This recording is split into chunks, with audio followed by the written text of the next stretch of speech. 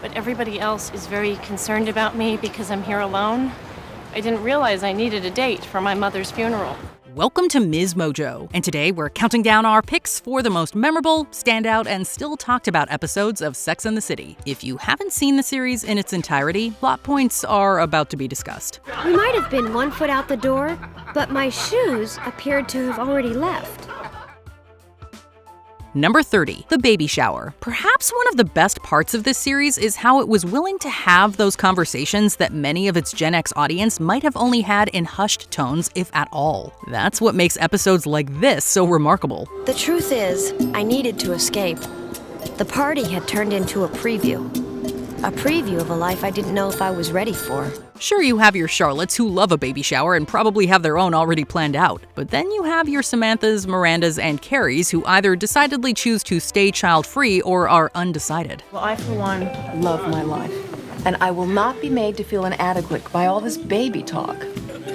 I spoke to a woman with a master's in finance. All she wanted to talk about was her diaper genie. Oh, come on, you guys. It doesn't have to be like that. You don't have to lose yourself to have a kid. The point is, no matter what your views are on Parenthood, this episode validates them all. And like always, we see how true, solid, reliable friendship is at the heart of many storylines. What's going on? She stole my baby name. You Let's go.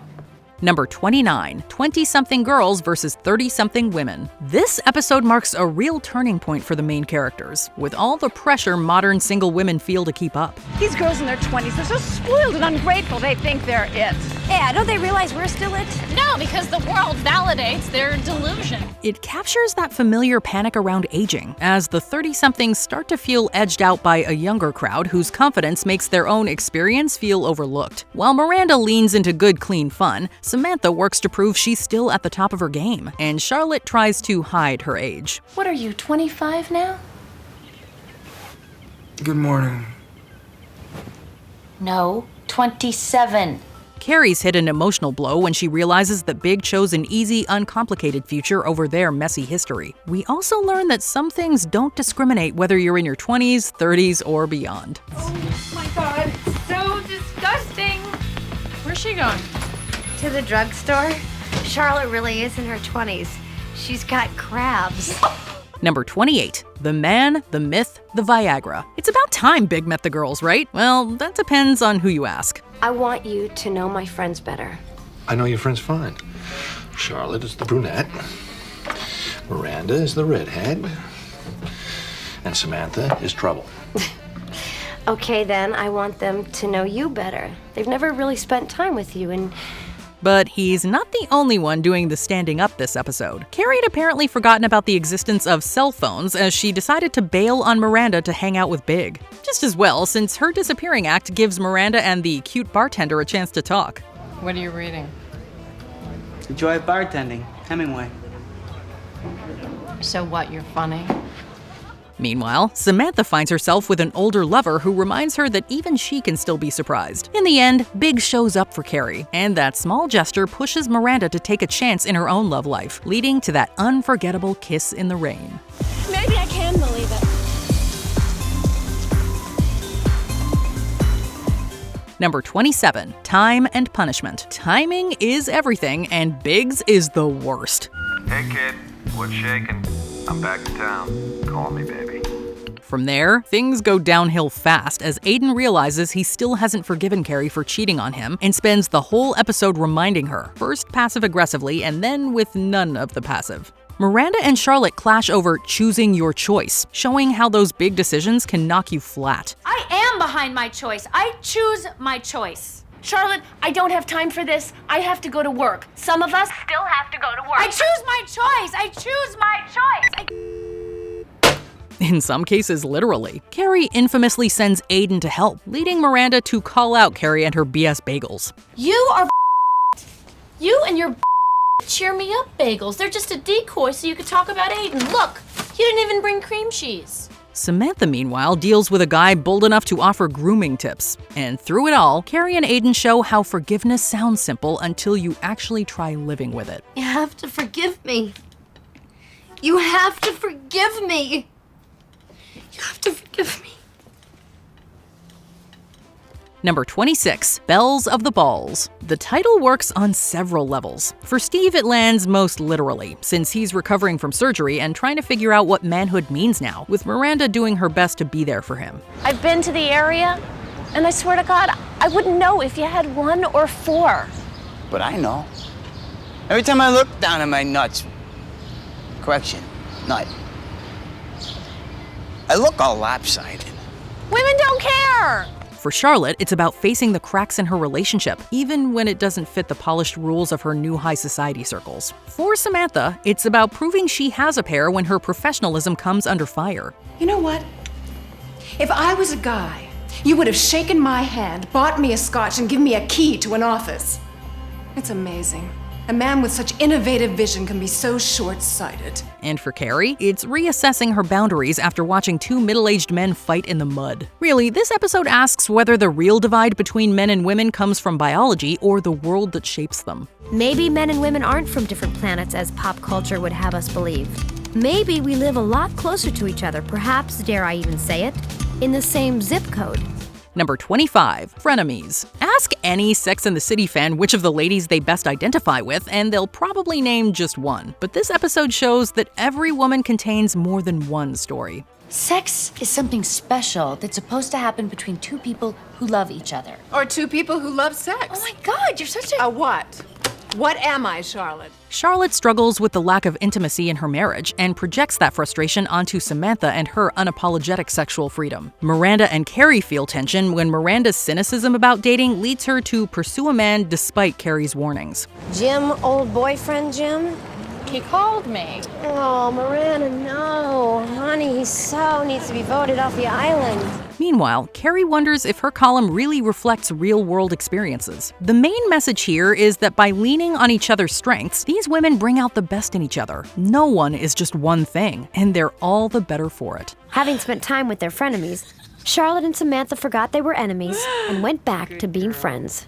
Number 24, What Goes Around Comes Around. When Carrie gets mugged on the street, she sees it as a cosmic punishment for her affair with Big. Her decision to track down Natasha is arguably one of her most self-centered acts. 7 unreturned phone calls, and still no response from Natasha. The Buddhists believe you pay for what you do wrong in this life, in the next. I knew what I'd done. I just didn't think I could wait a lifetime to be forgiven. It's not really about making amends, but more about clearing her own conscience. She's not the only one stuck between reality and fantasy. Charlotte struggles with the pull of a forbidden kiss against the reality of her marriage vows. I don't want a husband who looks the other way. I want a husband who takes me in his arms and makes me not want to kiss the gardener. Miranda wrestles with her distorted self-image when a man shows genuine interest. Meanwhile, Samantha contends with the overblown fantasies of the other Sam Jones. The episode ultimately explores consequences and how the hardest confrontations are often with our self-perception. As I walked away, I realized my actions had set into motion a karmic chain of events that put Natasha back on the singles market, as if single women in New York didn't have it hard enough. Number 23, The Turtle and the Hare. Carrie arguably sums things up best when she says, "In a city of great expectations, is it time to settle for what you can get?" For her, that means questioning what she's willing to compromise on in her relationships. For Stanford, it's what front he's willing to put up with for his inheritance. For Samantha, it's testing whether she can take a man who isn't conventionally desirable and turn him into a hot date. Answer: even the great Samantha Jones has her limits. You know, I'm not feeling very well. I think I'm going to have to send myself home. I'll call you. Meanwhile, Charlotte has a breakthrough, realizing she can break free from rigid rules and reliance on men for sexual fulfillment. The episode even sparked a surge in rabbit sales, as viewers embraced the idea that they didn't have to settle or rely on anyone else for their pleasure. It's weird, because with the rabbit, it's like every time, boom. Number 22, Where There's Smoke. The ladies head over to Staten Island, where Carrie's judging the FDNY calendar competition. At its core, this episode is all about the fairy tales and fantasies we hold onto when it comes to relationships. I'm gonna meet the perfect guy, and I'm gonna get married. Yes, you're getting married. Woohoo! You hear that, New York? I'm getting married this year! Samantha fully leans into hers, while Carrie, scared of getting burned again, holds back. Miranda learns that being rescued and accepting help are not the same thing. No, yeah, this way. No. I want this leg. Give me the other. Stop! So I can... No rescue. Yeah, all right. Fine, okay. All right. Put your feet on it, Sleeping Beauty. Charlotte, meanwhile, has to rethink her dream of a white knight riding in on his horse. The episode doesn't exactly prove her point that women just want to be rescued. However, it does make everyone rethink the fantasies they hold on to and how those stories often look very different in reality. I'm sorry, but it's true. I've been dating since I was 15. I'm exhausted. Where is he? Who, the White Knight? That only happens in fairy tales. My hair hurts. Number 21, hop, skip, and a week. Berger's insecurities about Carrie's success keep driving a wedge between them, making us wish she would just dump him before he beats her to the post. On the flip side, Samantha shows unwavering support as she transforms Jerry Jared into Smith Jared like only she can. Miranda puts her own spin on the supermom trope by having it all but ultimately choosing her baby over her job. That night, Miranda was there to put Brady to bed. But there would still be times when she wouldn't be around.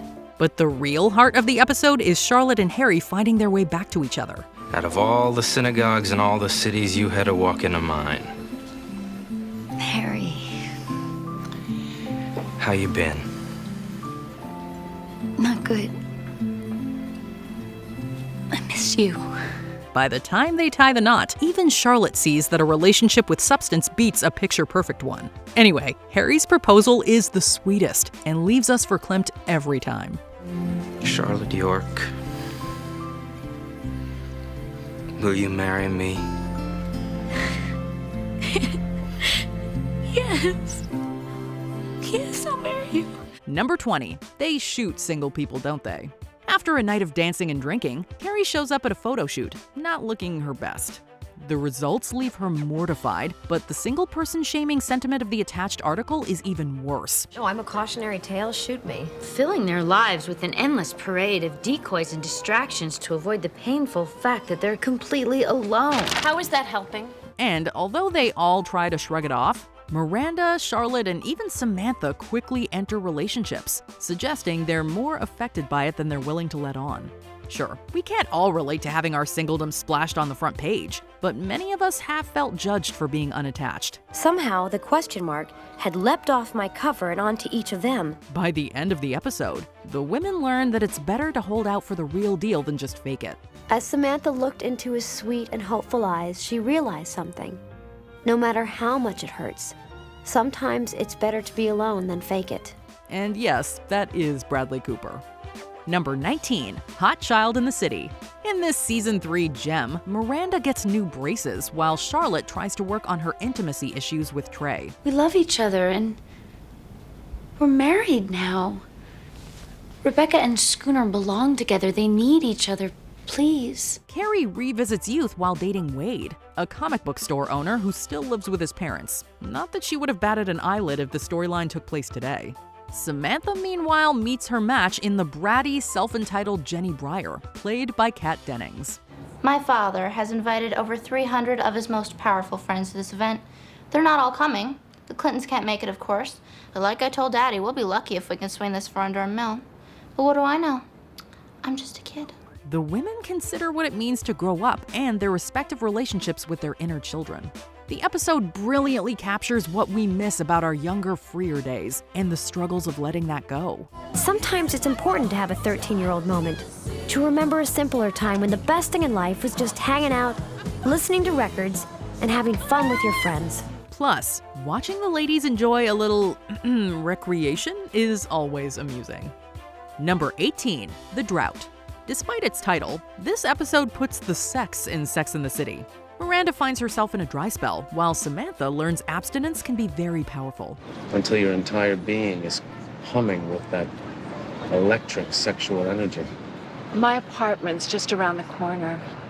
The only thing hotter than sex is not having sex. Charlotte meets a guy whose medication affects his libido. Meanwhile, Carrie and Big are comfortably settled into their relationship. Only Carrie starts to spiral after a small emission on her part leaves her believing she's killed the romance. That was the first night we slept together and didn't make love. By the middle of the next week, it was 3 times in a row, and I was beginning to worry. 3 times? Try 3 months. No. Yes. As with most episodes, the ladies' personal lives address issues that tend to go undiscussed, typically due to embarrassment or fear of judgment. Do you think you'll ever... Never mind. What, think I'll ever go off it? Yeah.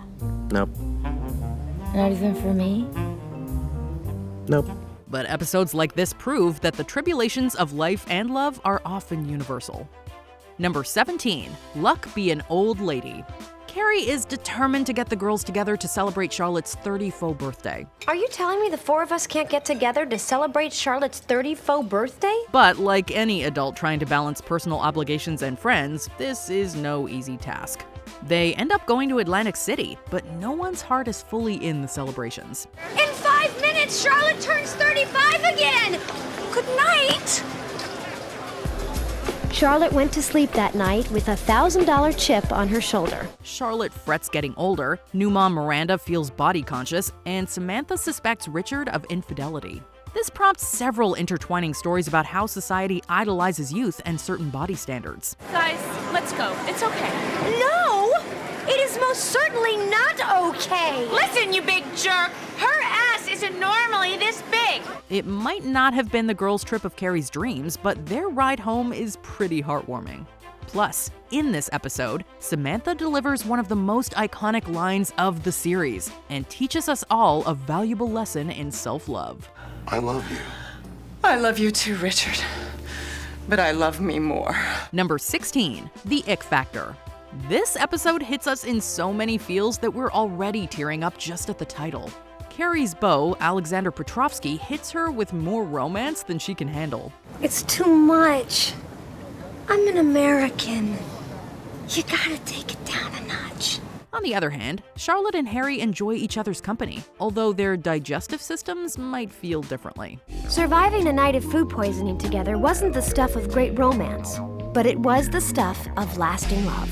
Samantha considers breast augmentation only to receive some life-altering news. However, the episode builds up to Miranda and Steve's nonconformist wedding. I, Miranda Hobbs, Take you, Steve Brady, take you, Steve Brady, to be my husband.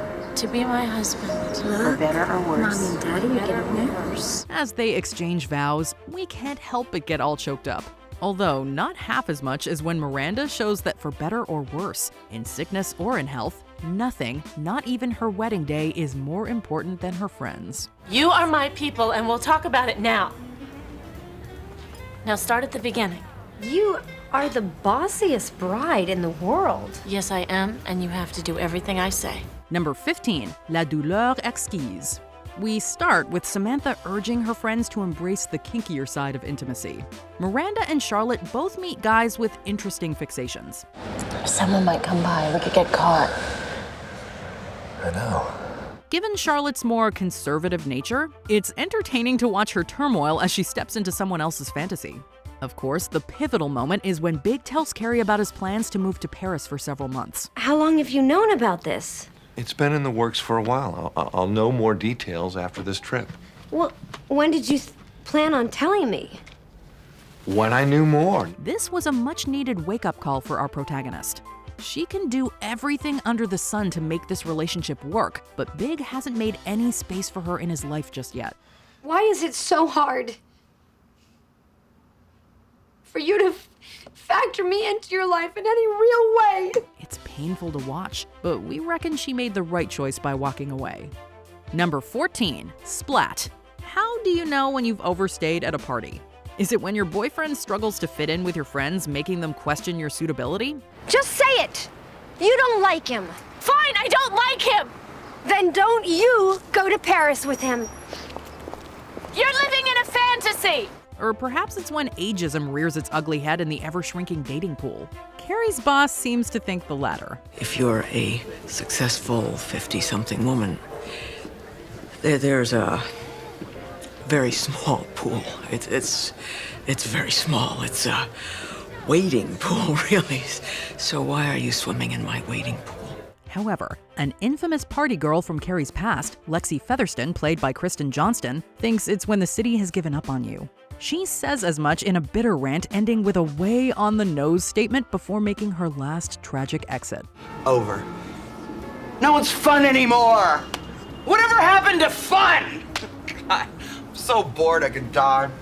It's one of the series' darkest moments, and understandably leaves everyone shaken. The tragedy prompts Carrie to start experiencing love rather than just writing about it. Number 13, Cock-a-doodle-doo. While there are lots of great funny moments on this show that perfectly combined comedy and drama, sometimes it's the serious ones that are the most memorable. Could we have lunch sometime? Well, I really need to talk to you. Please?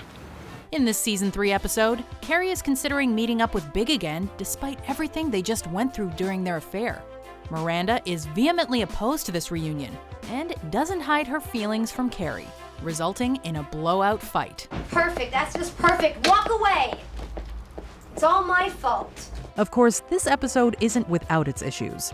We certainly do not condone Sam's highly offensive and majorly problematic turf war storyline. She had a date with Destiny, China, and Joe.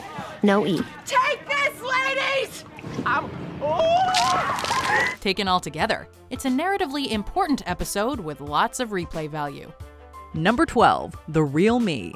This episode is probably best remembered for the brutal moment Heidi Klum steps over Carrie after she becomes fashion roadkill. Oh my God, she's fashion roadkill. However, it also offers some relatable commentary on physical insecurities with plenty of poignancy and humor. Miranda grapples with self-doubt when a guy at the gym finds her attractive. Smart, yes. Sometimes cute, but never sexy. Sexy is the thing I try to get them to see me as after I win them over with my personality. A health problem forces Charlotte to become more acquainted with her anatomy. And Samantha is the body-positive icon we all need in our lives. Look, I like my body. I'm getting these pictures taken. What's the big problem? No problem. You're my hero. I think it's fantastic that you can just put it out there. Carrie reluctantly agrees to participate in a charity catwalk and looks fabulous until... Still, it's a great lesson that when life knocks you down, the best thing you can do is jump back up and keep strutting forward. Because when real people fall down in life, they get right back up and keep on walking. Number 11, The Post-it Always Sticks Twice. This episode and the one before it is why Sex and the City fans cannot look at a Post-it note without cringing just a little. On a Post-it? Yep. Read it and weep, my friends. I'm sorry I can't. Don't hate me. Come on, who breaks up with someone on a sticky bit of yellow paper? Carrie is determined to change her misfortune and drags all the ladies along. If I have to, I will play the Post-it card. Just explain to me why I have to leave my house to go to bed. Because this can't be the day that I was broken up with by a Post-it. This has to be the day that something else happened. Meanwhile, Charlotte flaunts her engagement ring, Miranda feels hot in an old pair of skinny jeans, and Samantha confronts some surprising feelings. But back to Carrie. The outrage of her unfortunate breakup is lessened when she's busted by a cop who sympathizes with her situation. Tell you what, I'll write you up for smoking in a bar. Oh, come on, can't you just let her off? I'm sorry, I can't. Don't hate me. And there's nothing funnier than watching her giggle over a sundae with her friends. Now that's how you handle a breakup. Number 10, Running with Scissors. This episode is the one where it all falls apart for Carrie and Big. Carrie? Oh my God, what are you doing in this neighborhood? They've been sneaking around together for a while, but this is when Carrie is finally caught in Big's apartment by his wife, Natasha. As Carrie tries to flee, Natasha chases her down the stairs and seriously injures herself in the process. Stop! I'm talking to you! It's a painful but poignant moment when Carrie has to help Natasha get to the hospital, despite what's just occurred between them.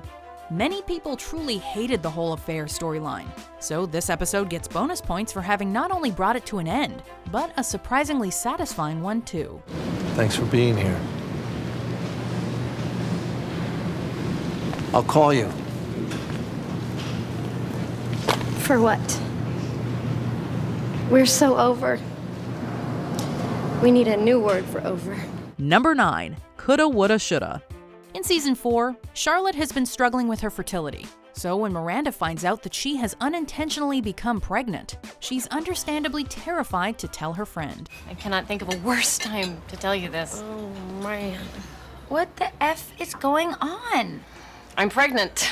And when she finally does, and announces that she plans to end the pregnancy, Charlotte cannot forgive her. What are you gonna do? You're not even going to consider having it? This is not in my plans right now, and I really feel awful talking about this in front of you. This episode touches on an issue that is not often covered in mainstream television: someone deciding whether or not to have an abortion. In the end, Miranda's decision to keep her baby feels just as empowering, and her reconciliation with Charlotte is sure to warm your heart every time you rewatch it. But, I'm just gonna walk a little way behind you in case you change your mind and want to talk. No, I'm okay.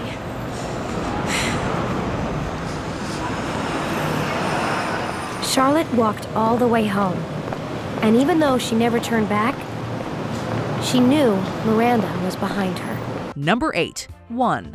There is so much going on in this episode, we hardly know where to start. There's Charlotte's devastating miscarriage, and her subsequent surge of inspiration from Elizabeth Taylor.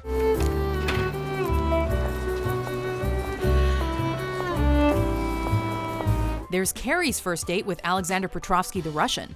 Of all my odd dates, this was number 1.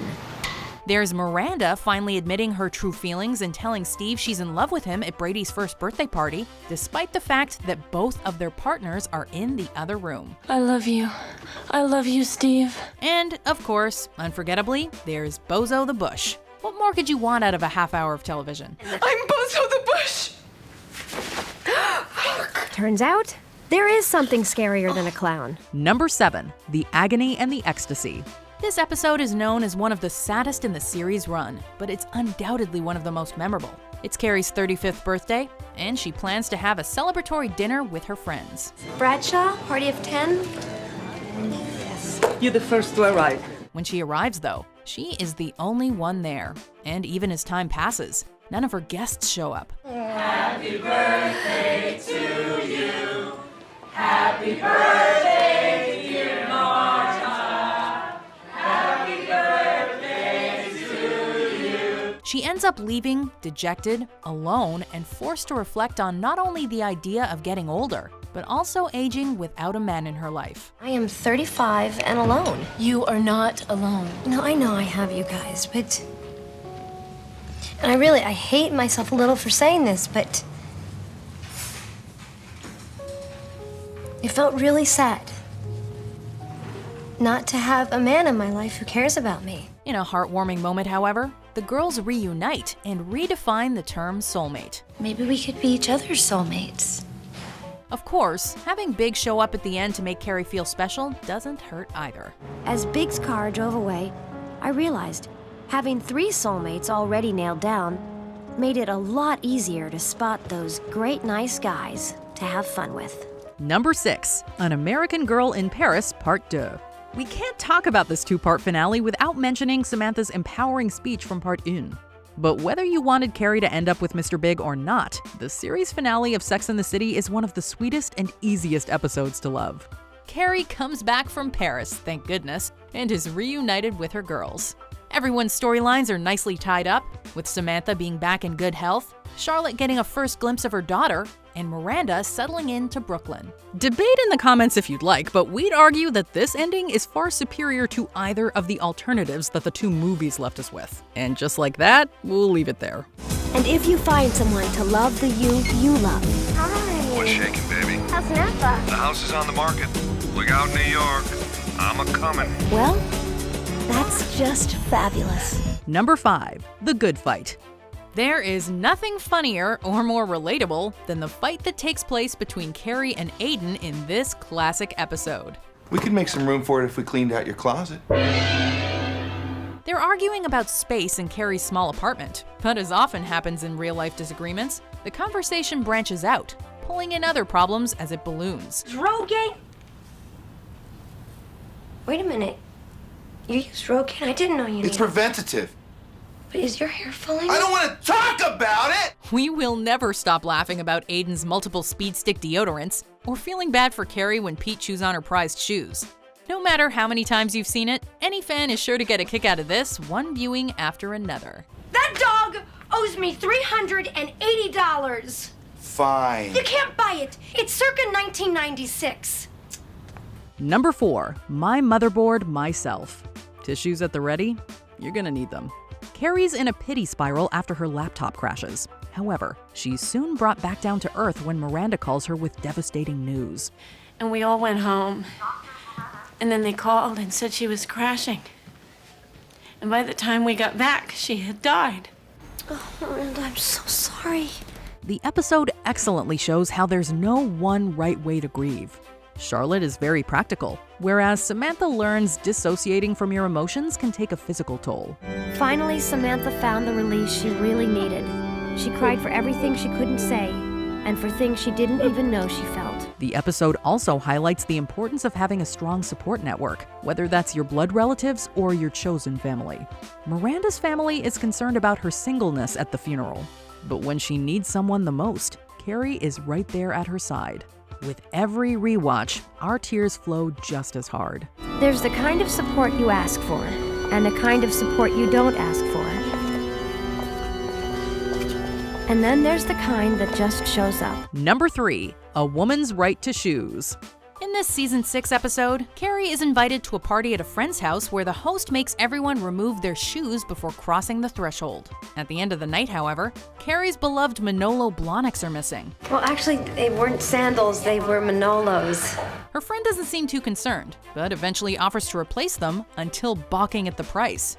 What ensues is a story about single people versus married people, in which Carrie questions the respect and recognition that she's given as an unmarried woman without children. No offense, Carrie, but I really don't think we should have to pay for your extravagant lifestyle.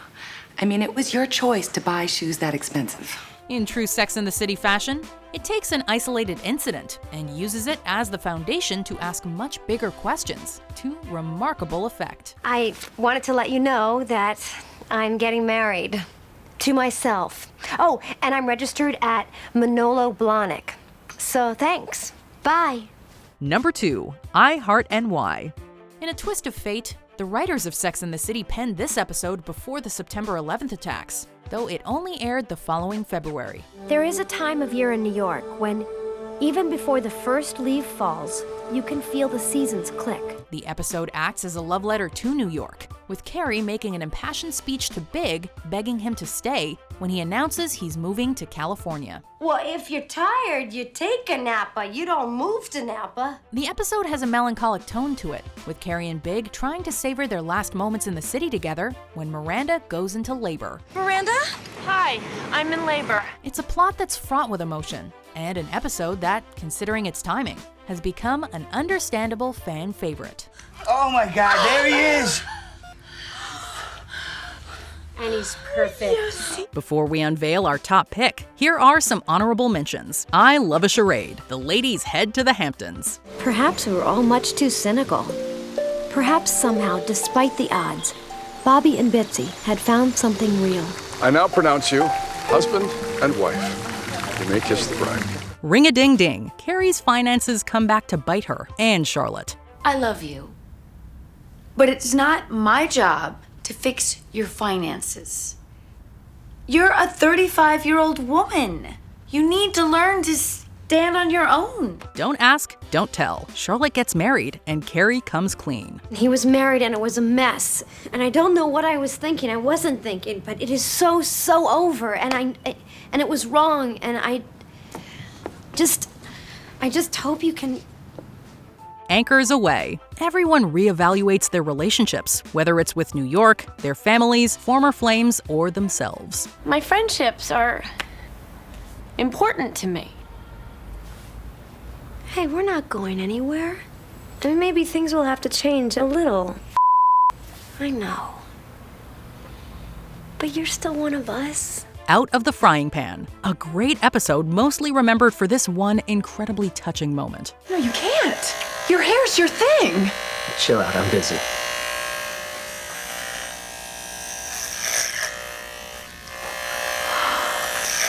And when I'm done cue-balling here, I'm moving right over to you.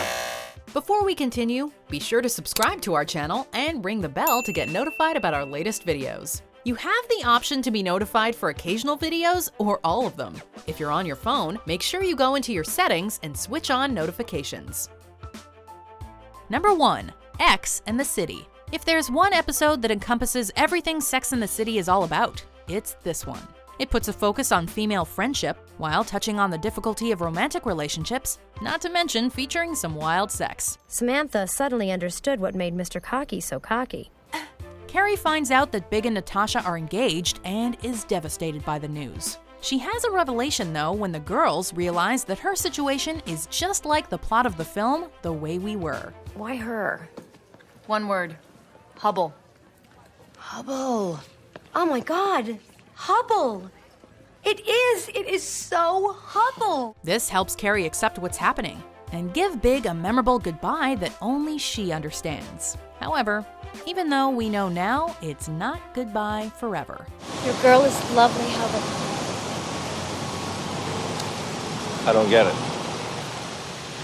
And you never did. If you had to recommend someone to watch just one Sex and the City episode, which would it be and why? Let us know in the comments.